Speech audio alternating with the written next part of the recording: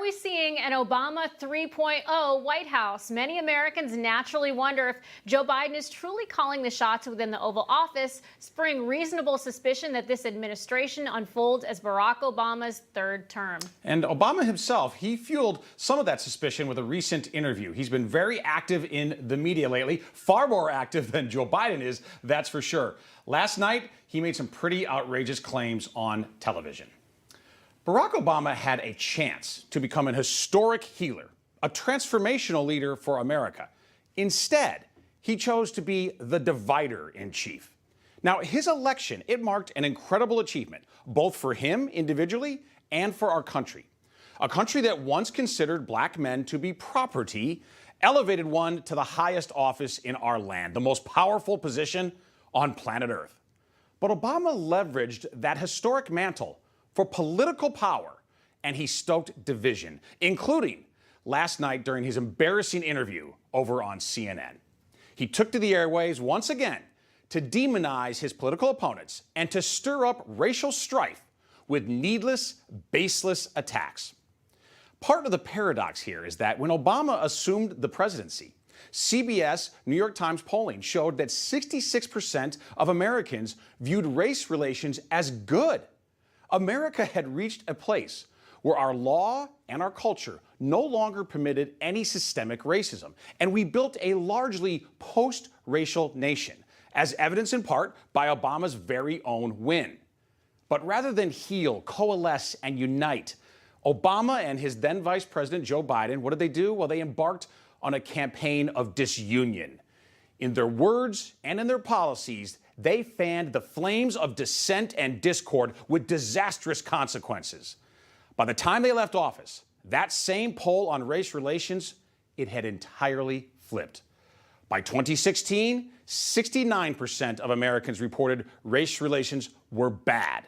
Again, at the beginning of the term, 66%, two-thirds, said race relations were good. By the end, 69% said race relations were bad, after having the first black president serve in the Oval Office.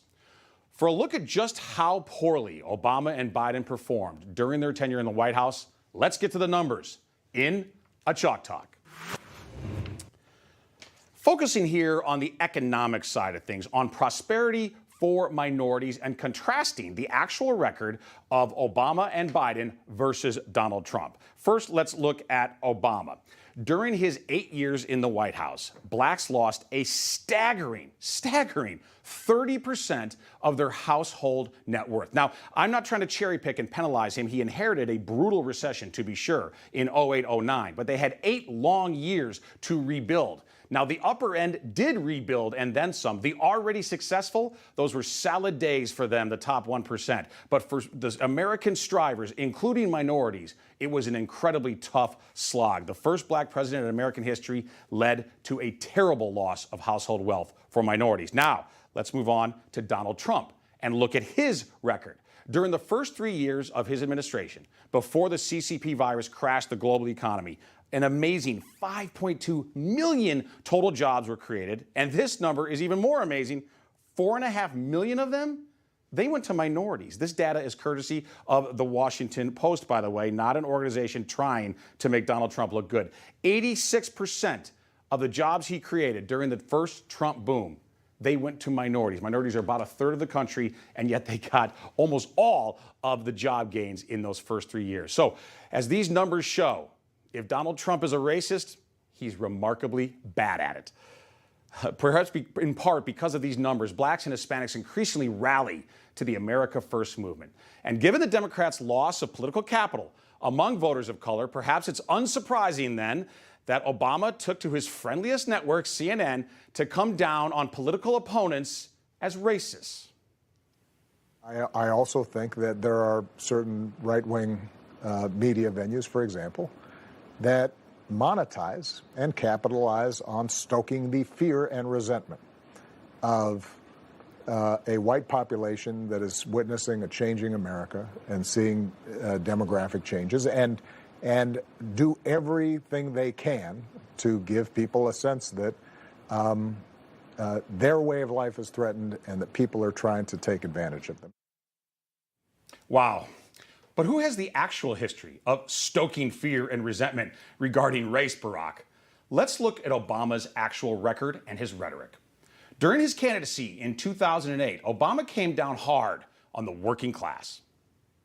They get better and they cling to guns or religion or antipathy towards people who aren't like them, or anti-immigrant sentiment, or anti-trade sentiment. A way to explain their frustrations. That sure sounds a lot like stoking and resentment to me. It was indeed Obama's basket of deplorables moment. But then after he won, we thought maybe he would temper the language. No, instead he ramped up the discord. He brought race into seemingly every discussion, and he infused it into every possible policy debate. In an interview encouraging Hispanics to vote Democratic, he said, quote, "We're going to punish our enemies." Our enemies. Thankfully, Hispanics ignored his toxic rhetoric. How disappointed Barack must have been to see so many Hispanics cross over to the, quote, enemy side in 2020 and vote for America first.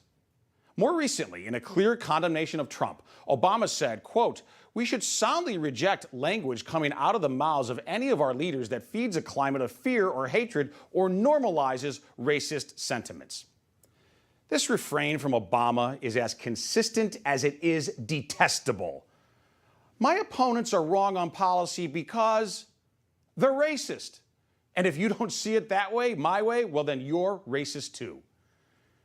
He also used last night to once again spread the most malignant lie in American public life, the Charlottesville fine people hoax. Here's what he told Anderson Cooper, who, of course, would not dare to challenge Obama on this clear slander. It's a problem if we have a president who's saying that, neo-Nazis marching in Charlottesville, they're good people on both sides. That's a little bit beyond the pale. President Trump never praised neo-Nazis nor any bigots at Charlottesville. You know what? It's fine. You're changing history, you're changing culture, and you had people, and I'm not talking about the neo-Nazis and the white nationalists, because they should be condemned totally. But Obama is not one to let the facts get in the way of his narrative, including the facts of his own disastrous results for minority Americans when he and Biden were in power. The reign of Obama was incredible for one black man, that's to be sure. He and his family, they enjoy generational wealth now, and they live a life apart from the harsh reality that his failed leadership and his harmful rhetoric produce. Hey, I'm Rob Finnerty. Thanks for watching. If you enjoyed this video, please join the conversation in the comments below. Don't forget to subscribe, too. Hit the bell icon to be alerted to breaking news. And remember, there's a whole lot more on Newsmax TV, America's fastest growing cable news network. Newsmax TV, we're real news for real people.